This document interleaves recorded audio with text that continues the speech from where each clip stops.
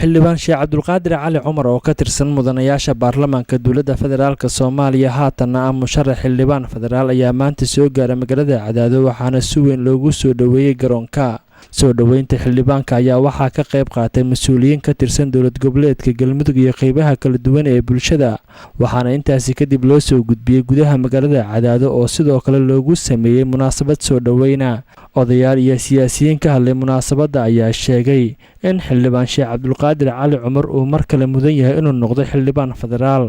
Cabdulqaadir waa soo shaqeeyay waana la ogaa wuxuu ugu weynaa uu qabtay 55,000 oo qoys oo basiiro degan oo la damcay in la barakiyo wadda lagu daro oo taagyaal iyo cagafyo iyo baldoosaro saa loo soo safay saxaafadda guriga waa ka arkayseen isagoo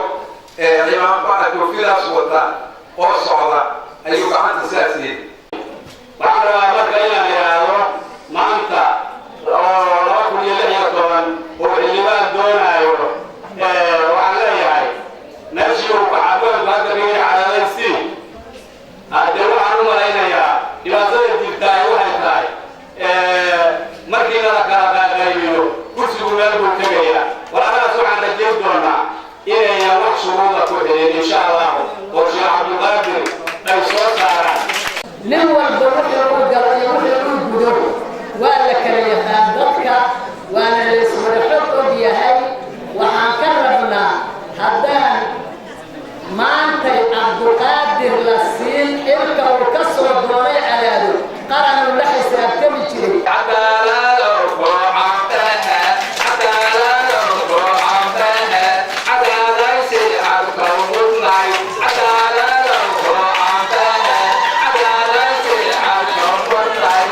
xildhibaan Sheekh Cabdulqaadir Cali Cumar oo dhankiisa ka hadlay goobta ayaa sheegay inuu ku faraxsan yahay soo dhaweynta ballaaran ee loo sameeyay isla markaana uu rajaynayo inuu ka qayb qaato dhismaha dalka iyo horumarkiisa. marka aad iyo aad baan u faraxsanahay soo dhaweynta wanaagsan ay sameeyeen runtii waxaan idin xiriirinaya weeyaan aniga yani hadda xilka oo meeshaan ka soo doontay oo ka soo doontana waa qayb ka ahay waxaa weeyaan xilka waa la soo doontaa waa iska caadi weeyaan qofkii helaana wuu qaataa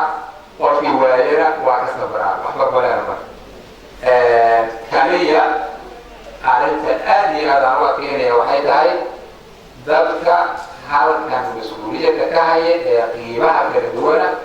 oo gaar ahaan arrintan doorashada oo hadda lagu jiro hawsheeda gacmaha kula jira dadkaas maanta mas-uuliyad culus baa saaran hawl culus baa u taala waa inay dareen weyn ay yeeshaan baa laga rabaa. imaatinka xildhibaanka ayaa ku soo aadaysa xilli maalmihii lasoo dhaafay magaalada Cadaado ay ku soo qulqulayeen musharaxiin kala duwan wuxuuna xildhibaanku ka mid noqonayaa xubnaha u sharaxan xildhibaanada baarlamaanka dowladda federaalka Soomaaliya. Maxamed Maxamuud Awaadan TV-ga caalamiga Universal Cadaado.